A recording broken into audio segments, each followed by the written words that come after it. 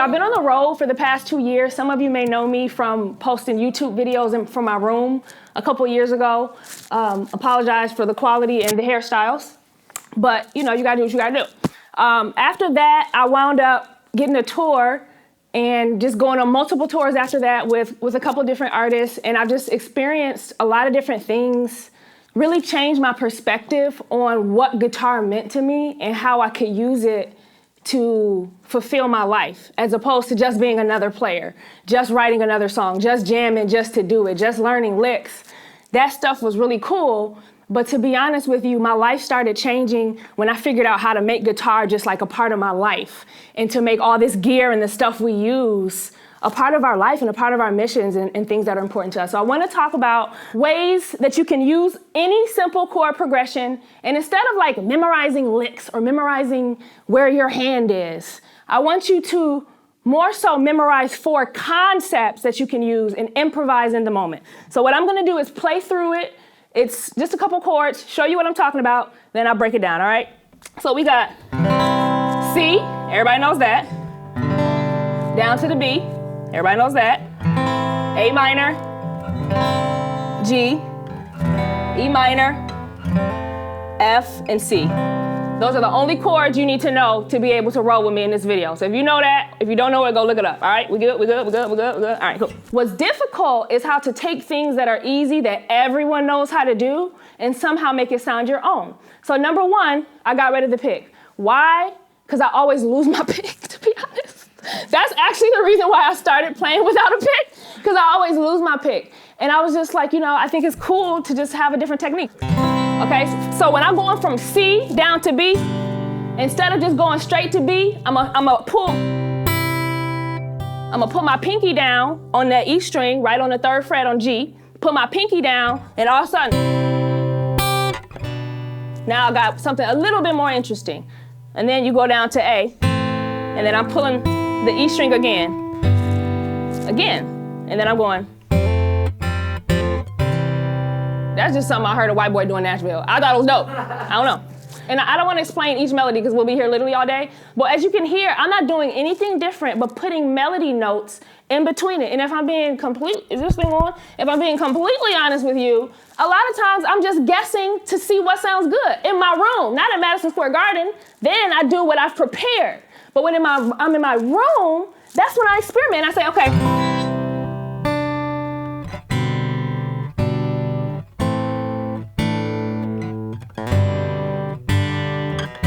You know, whatever. The idea is that I'm taking this chord progression and I'm experimenting with my pinky because it's the only finger I got left. And I'm just kind of moving it around. Don't be afraid. If you ain't see John Mayer do it or you ain't see Jimi Hendrix do it, don't mean you can't do it. Just move around and treat the instrument like it's something you're exploring as opposed to these systems you have to memorize, okay? So that's the first thing. I'm picking up the pick because I actually need it, all right? Another thing is arpeggiation, okay?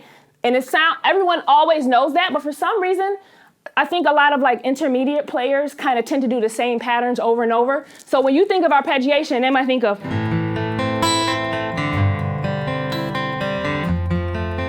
You get what I'm saying, okay? You already know what I'm gonna do. But instead of that, when I listen to Motown and when they said,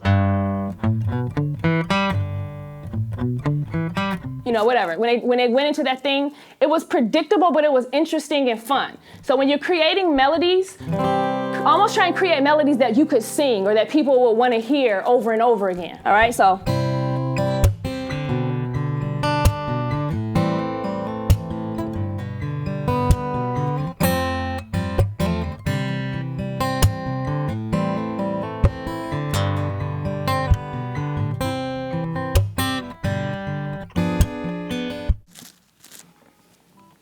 What the heck was that?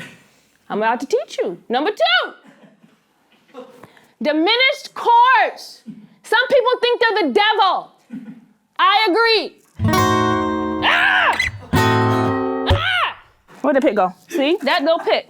All right, so diminished chords, they're weird, they sound off, but they're cool when you put them in between 2 chords that are inside of this key, okay? If you look in the key of C, you have G, which is the 5, okay? And then you have A minor, which is the 6. Right in between that mug is A flat, okay? And I don't care why, but A flat diminished sometimes sounds good when you go to it before A flat. Sometimes not, so choose wisely. But to be honest, it's so cool to just kind of experiment with it. So I'm gonna just show you some ideas and take what you want and throw out what you don't, all right? Good.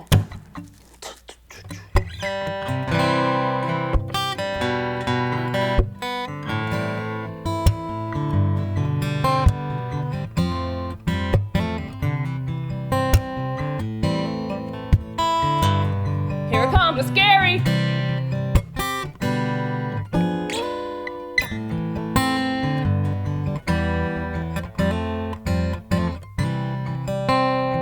Now I'm flirting with you, oh yeah! See?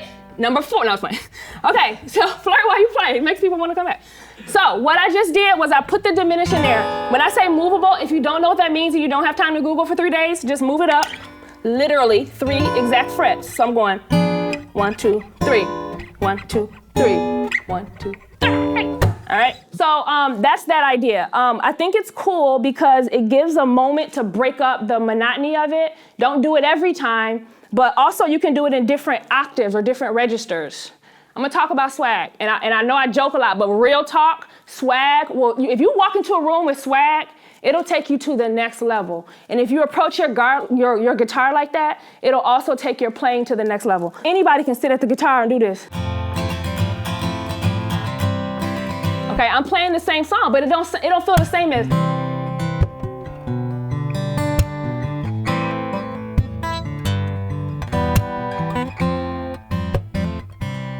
Okay, so what am I doing? I'm adding techniques. I'm slapping the guitar in between, and that's number 3.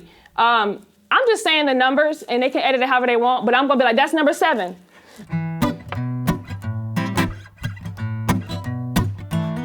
Listen to the difference when I play with my fingers.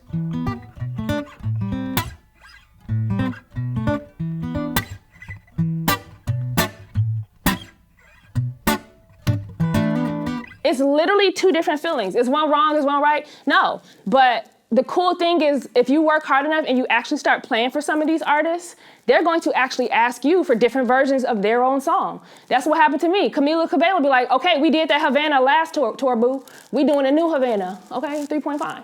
So I had to keep up with that because she was always getting better. I had to keep up with that. I couldn't be locked into one thing. The reason why so many people love John Mayer is because everything he plays feels nasty. And if you don't know what nasty means, it means amazing, where I come from, okay? Everything he plays, it feels like he's playing his soul for you. And when I'm singing a song about my mom, growing up and my mom literally sacrificing her whole life just so that me and my brothers could have a better life than she did, I'm sorry, I can't play that like this. I gotta play it. You gotta feel, that's my heartbeat.